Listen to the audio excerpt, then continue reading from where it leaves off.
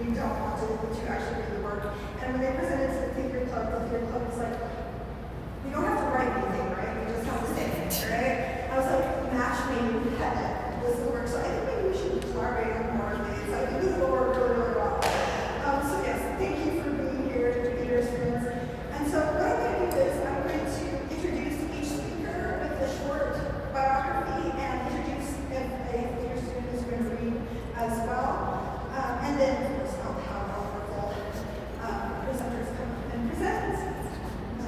So I know this is probably going to seem perhaps a little self-serving, but I'm going to go ahead and start us off. I know that's maybe not done, but I figured I'd sort of a model for what to do moving forward for everybody. So I am Dr. Amanda Drake, and I have been a full-time instructor here at State Fair since 2018, and I teach composition, public speaking, and creative writing. And I'm happy to say I'm working on my third fantasy novel. None of them are published, okay? I'll give that to talk about, but it is my third book, so I think that's impressive in and of itself. Okay. So my poem is inspired by actually a painting down the hall here by Bryce Wood. So if you're going to look at it later, feel free to come by and do that. All right. Masterpiece. Black lines track down her cheeks instead of tears. Gold colors mark her skin instead of flaws. Red lips, but no smile. And a stare that lingers 1,000 miles. Men trace masterpieces on our skin and call us art. Collectors, all, wanting to lose themselves in our galleries, as if we are only another empty space to fill.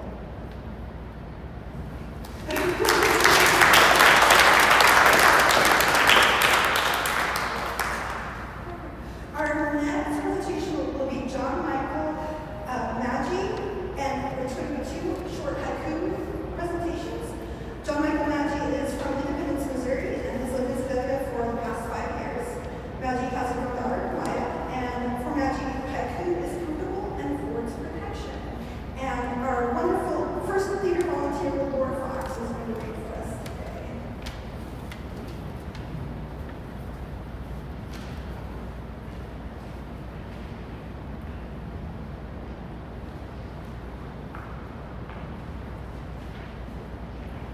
Fourscore before years, many sailors in life. My daughter loves me. Wreckage of the past. No one can ever clean up. We just live with it.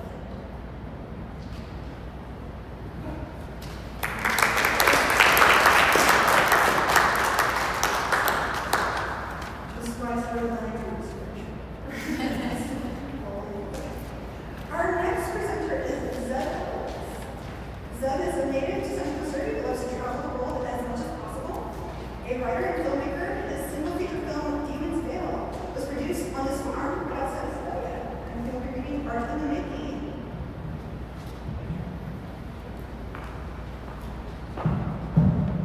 I wrote this 3 or 4 weeks ago and it felt appropriate to this setting. To find one future in the present is not easy, though they speak as if an array of futures are framed and waiting for us. And in one sense that is so. As you lay your head upon the pillow, the canvas of tomorrow is almost dry. The patina of the colors are left to shift slightly before the dawn.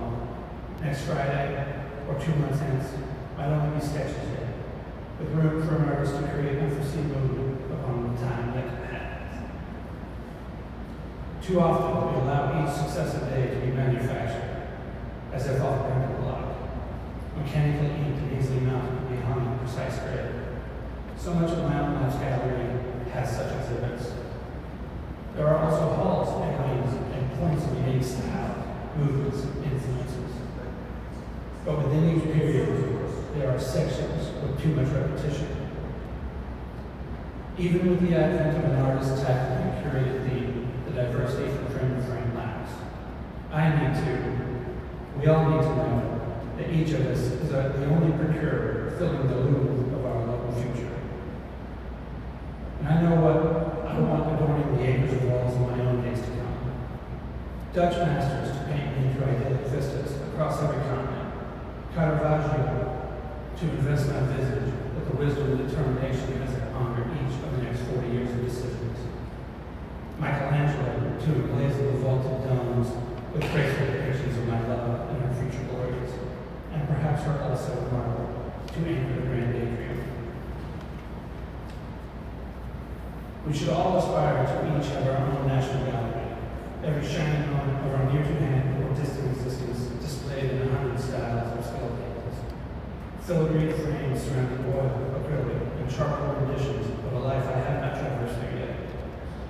Whether a small instance of exaltation done in miniature, or a moment of mediocrity on canvas fit to rival Napoleon's coronation. Please let my life from this day be as to run like the greatest museums. New discoveries of color and form in every alcove and hall, beauty and grace and power springing from the development, and 1,000 worthy future moments also in storage, aching to see the light.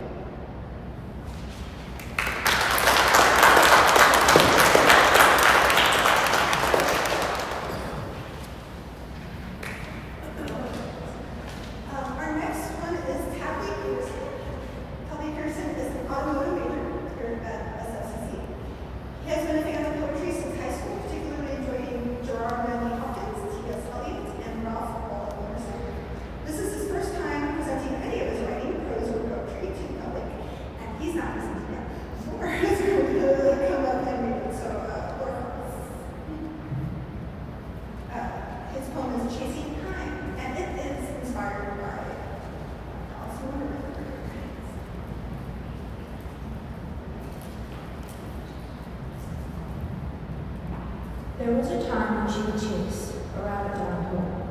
There was a time when she would play croquet with a flamingo. There was a time when she would drink tea with a hat and mouse in hair, and speak with a cat with smile big and colors brightly hued. But nowadays she has grown older, and the fights are somehow harsher. Nowadays the Jabberwock is safer than fighting her own mind. Nowadays she feels she is madder than most who be friends.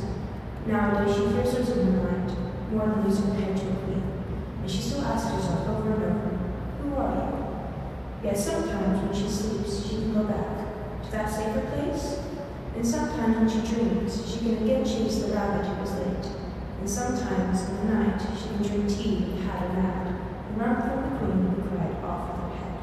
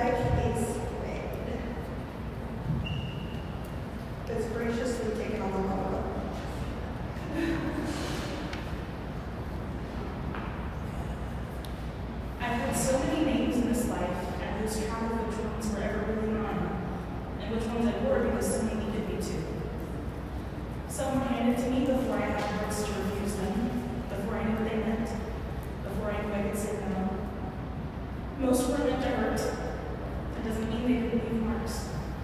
Marks that told me who I belong to, who I am by way of who claims me, recognizes me in the good and bad, who walks beside me. Daughter, granddaughter, niece. The nicknames I gave myself as a child because I couldn't pronounce my own name. The names loaned to me because someone needed me to be something. They carry impact, even though we don't fully understand the impact until we've paid the price. Friend, the oldest one, the strong girl, the smart girl, the quiet girl, the girl on the swing who forgot she was being watched, dreaming of adventure and freedom, and of you. Best friend, damaged friend, broken friend, the weird girl. What's in the name, really? A few syllables, a pattern of sounds, vibrations of vocal cords uttering into existence, and ways that attach existence first, then essence. The meaning we attach to it comes next, sometimes not by choice, sometimes not until it's already taken root. Salutatorian, college student, college graduate.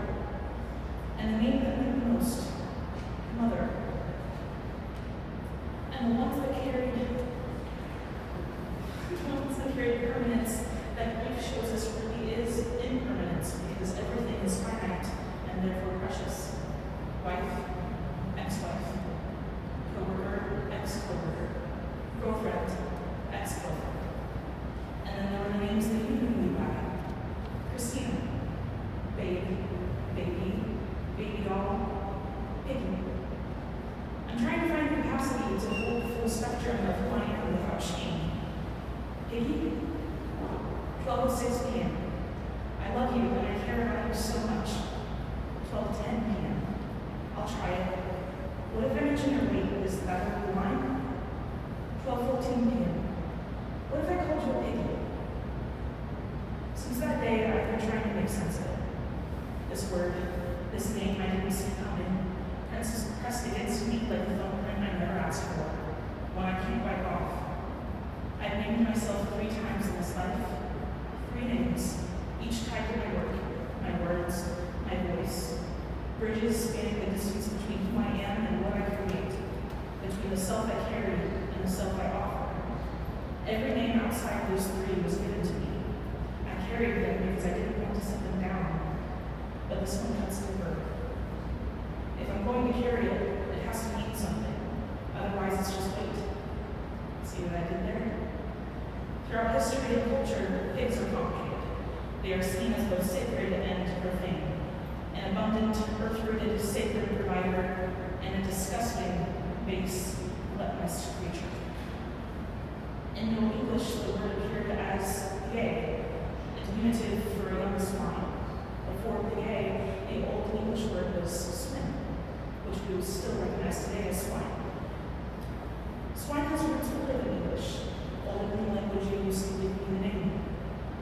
It stretches through Proto-Germanic, Proto-Indo-European, a word so old it comes from the time of survival, of farming, of filth and need. The word became an insult later, when we began to see it in people. Hunger in excess, ugliness turned inward, loud, ravenous, boasting, cruel, cruelty. Now there's a word. A swine can be cruel. A monster can also be cruel. Monster comes from the Latin word monstrum, which is rooted in the verb monere, meaning to warn or to advise. An omen, a sign, a lighthouse, a messenger of the truth, pointing to something being wrong beneath the surface. A messenger of the truth. And the truth is, being a monster is really not that bad. The meaning shifted from omen to abnormality to terrifying creature. But that's because the truth can be terrifying. And the truth? No, you can't mention my weight. It is over the line. No, you can't punish me for a boundary. No, you can't reframe this as my bad reaction. No, you can't call me piggy. But rather, monster, if you will.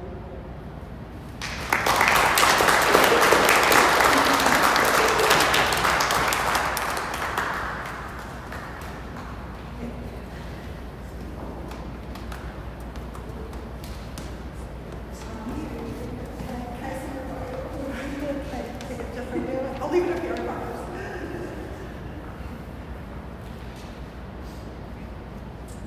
Alright, our next presenter is Tommy May.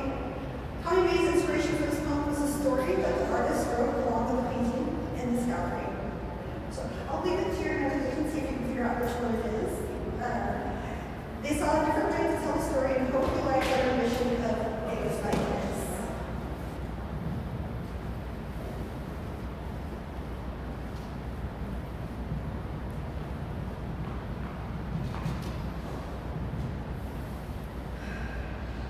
The reason why she stays is still unknown.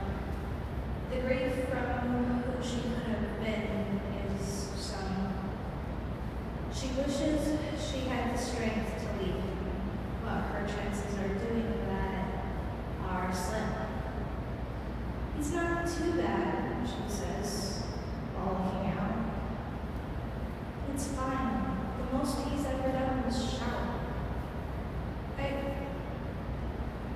He loves me. No, he loves my body. I can tell by the way he looks at me. She's left before, but she always comes back. It's happened so many times, she's lost track. She's clueless why. Maybe it's self-esteem. More like the lack of a good one, it seems. She leans over and kisses him farewell. Maybe this time she won't come back to hell.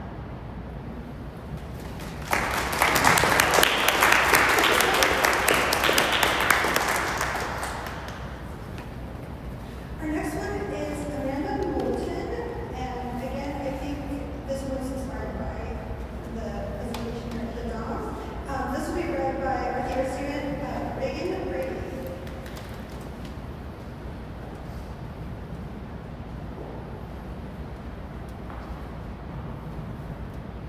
As a child, I walked outside of our court, down the road near a fence, to a forest, dark. There were emus there, but they came from where? Maybe it was the hatter, madder than the hare, always offering me tea and trying to drive me crazy who put them there. Or the queen, spiteful red, always wishing me dead, and then Cheshire and a rabbit would appear. The Cheshire always bidding me ear, and the rabbit, so late, dear, crying with trembling feet, pocket watch close, warning of heads bending loose, confusing me most. And an acrobat boy who would tell me to come and dance and put me in a whirling trance. I loved him, but he would disappear and then ask why his heart wagged a tear. It wasn't my fault, our worlds were the same, but I blame myself, nevertheless, for not being able to stay. And I knew for that reason it would be a long time before I loved again and had children. And I thought of the emus.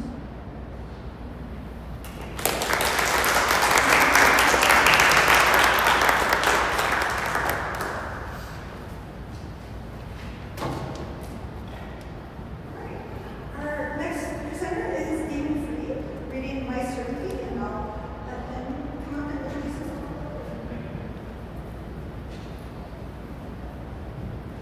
Hi, my name is Daum Free.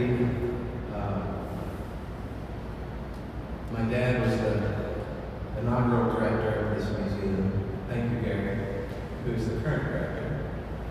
I'm a painter by trade.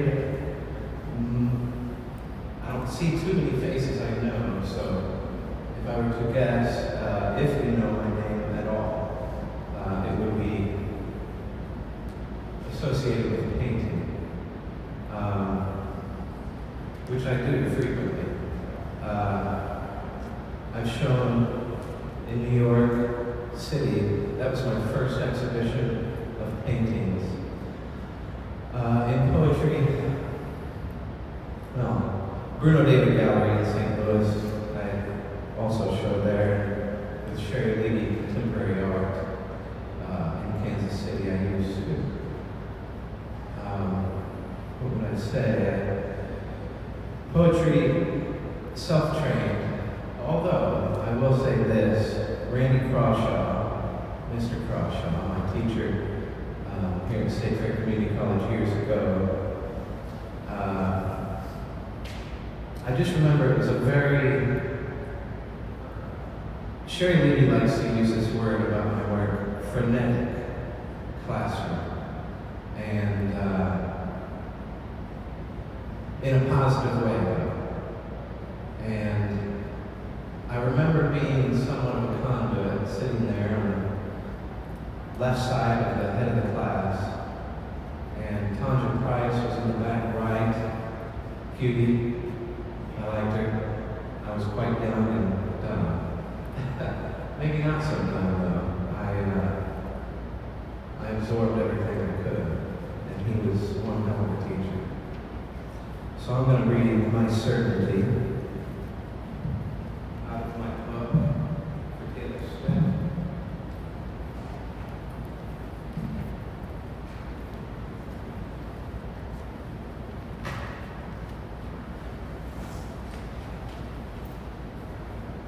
my certainty gets me a little PO, particularly when something is over. Like the reciprocation of your love my way. But hey, if I didn't think you were good for it, I certainly wouldn't be here. And that's the way it goes between your stare and mine. Sitting within this design of tensions, with a few more harmonies, next to the fire of crowd, and I as one. And like a fountain of youth. The truth is, my certainty catches sparks, each one, and is extinguished into the airs of time.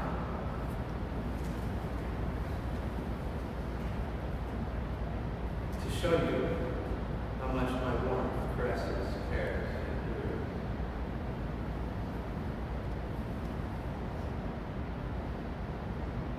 And you might be thinking the sparks are dangerous and that flames are glorious always. But the reality is, only near your heart are they scattered like little artful flies on your chest of lies. And that's how our youth goes down in the night times, with incendiary cries, lies, and the certainty of time. Daum fireflies, night times are calling wine and youth, and the truth is my sadness. My sadness persists even through this, but that's how it is, not good people.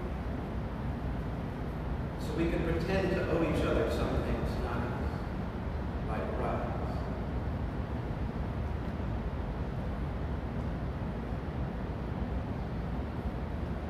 But the reality is, we're just pretending to owe these things, unless we love the truth. Thank you.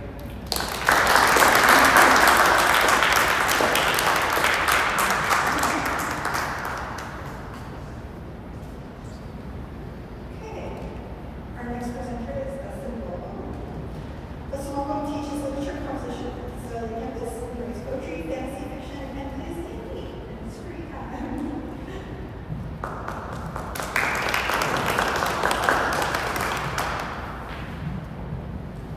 I normally walk to campus, and I wrote this poem while I was walking, tentatively titled Fingers of the Earth. Fingers of the earth reach up through memory toward the sky and toward tomorrow. Their thick skin is marked with bruises, scratched by some unknown hand. Proof of skills and trials and triumphs past, entrusted to us by this ancestor. Entombed in verdure, these sage claws would grasp the sun. This is about the pillars right outside there, in case there was a picture.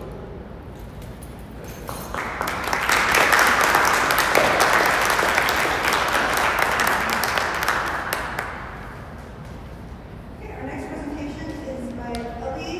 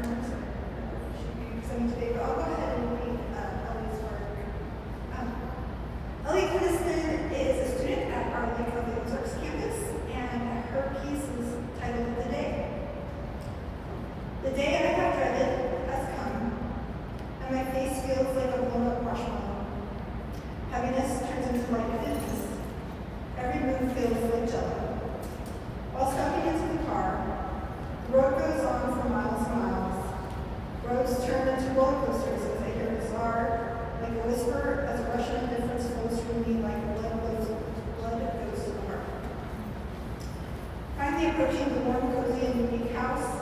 In the distance, clashing waves as if it's art. Moon shining across the water as if it's a lighthouse. Birds chirp with a light breeze as if there was a beach house. Sun blasting onto the concrete as if Superman was fighting Ultraman. Sense of relief, happiness, and joy after an anxious arrival. The water bringing such calming peace like a master plan. Once was home is now a revival. When visited but bittersweet to leave.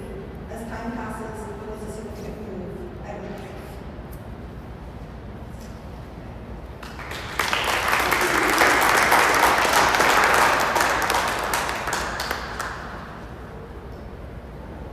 And our final presentation today will be by Kyle Yarber.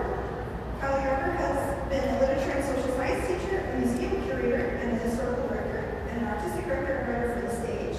His book, A Carriage Without a Horse Shotgun, based on his presentation at the 2025 Missouri Conference on History, was published last September. And his poem is A Wife's Reply to the Man from the Bank suggesting her husband's business be closed, September 1893.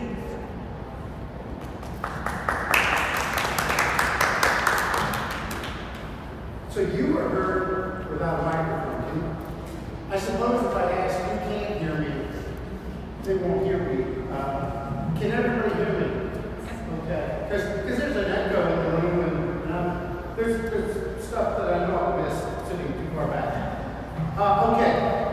A wife's reply to the man from the bed suggesting her husband's business be closed, September 1893. She had wrote. Okay. This is spoken by Lucy. Okay. My husband is a very good carriage builder, Mr. Lyman. This is not extravagance. This shop reflects prevailing industry practices and has been carefully arranged into 5 stations, each for a specific stage of the carriage building process. Imagine the finest carriage you are familiar with, maybe that of the president of your bank. Reflect upon the details of the carriage. Compare those details to those of an inferior rig.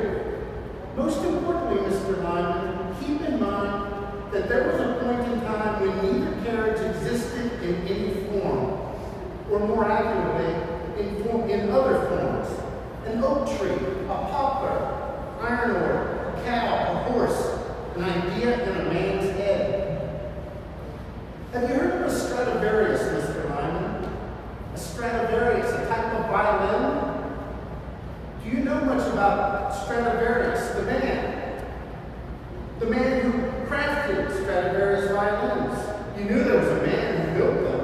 They didn't just appear divinely. You didn't think that, did you, Mr. Lyman? It started with the wood. Stradivarius could look at a tree and see what it could become. Imagine that, looking at this living creature, because that's what a tree is, you know that a tree is a living creature like you and me. It's just that trees move at a fraction of our pace, a fraction of a fraction. Can you imagine a tree running? But it's at a pace so different from us that we live our lives and never notice. And so much of it is happening underground. Anyway, Stradivarius could look at a tree, look into a tree, from the outside, and know what the tree could become, what the tree wants to become after it's no longer a tree. Yes, a tree is like a caterpillar. A caterpillar lives its life, then it becomes something else, a butterfly, and so does a tree. A tree can become a violin or part of it, since different parts are made from different woods. So Stradivarius could look at a tree, imagine the grain, imagine the hardness. Did this tree grow too quickly, conditions too good, or did it have to struggle, never getting enough water, or never enough at the right time when it could do the most good, or too much at the wrong time, and always reaching with their little fingers into the soil to gather nutrients needed to survive and grow and become the majestic thing it becomes, providing shade and a home for animals and apples or fruit from fruit trees. What I'm saying is that they become something else. And Stradivarius could look at a tree and say, this one would be good for a fretboard, and this one's the little pegs that tune the strings. Not necessarily what they, not necessarily what they would become, not like the gypsy fortune teller, but he could see the potential, what they could become under the right circumstances, if they were lucky.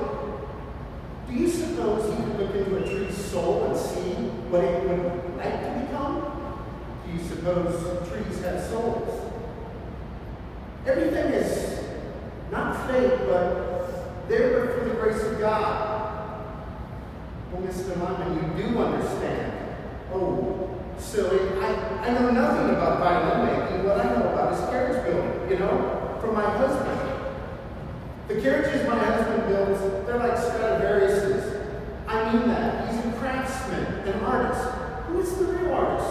The musician or the man who creates the instrument the musician plays?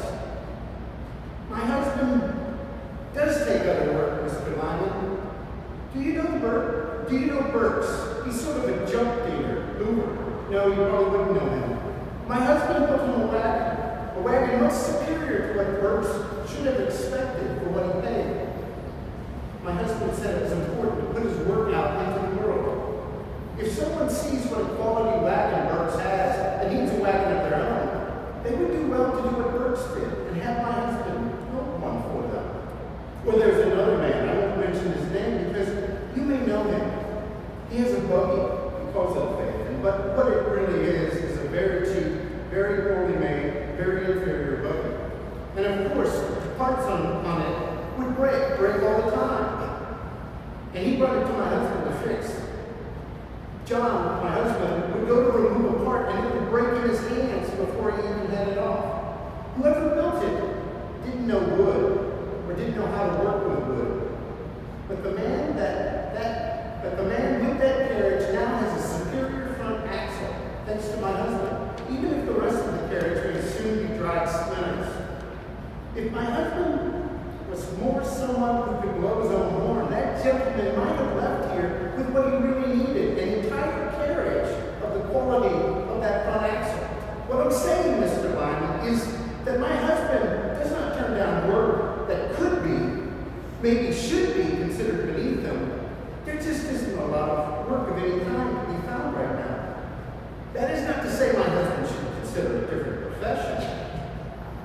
He doesn't just assemble a carriage, Mr. Lyman. He makes all the pieces, all the parts, be they wood, iron, steel, leather. He makes them so they fit together and become like one piece. Do you know that feeling, Mr. Lyman, when two things fit together like they were just made to fit together? Two becoming like one. Think of the wood, Mr. Lyman, how it feels to the fingertips, how working it one direction or the other can make it stronger or weaker. It's a matter for the senses. Tactile, you know that word, Mr. Lyman. Are you familiar with it? Can I be completely forthright with you, Mr. Lyman? My husband is an inept man. There are so many things he will never master.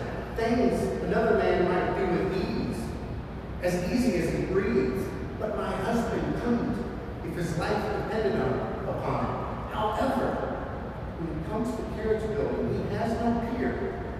My husband knows 1,000 things I don't even know to tell you about. He knows which way to cut the wood.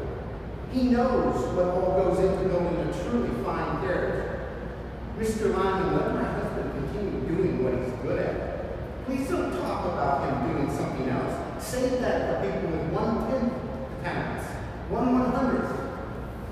To which the man from the bank, upon reflection, replied,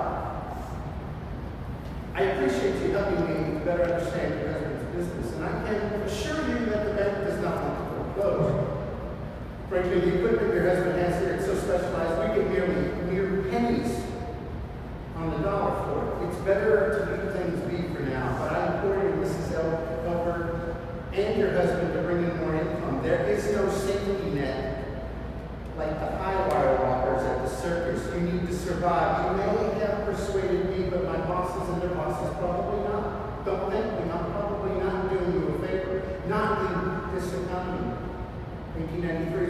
worst economic downturn in the country's history. But I hope you survive it. I hope your husband's business survives and thrives, because I hope to someday become the kind of man who can own the carriage built by your husband. Good day, Mrs. Ellsberg, and good day to you, Mr. Hunt.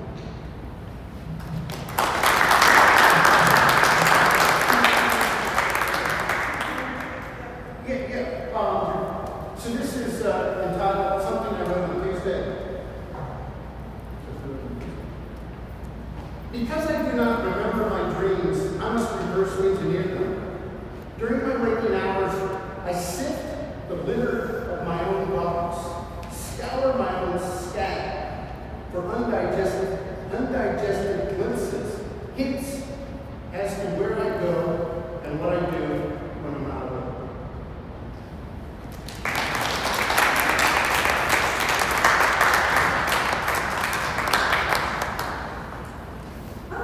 Thank you so much for coming out and spending the afternoon with us. We really appreciate it.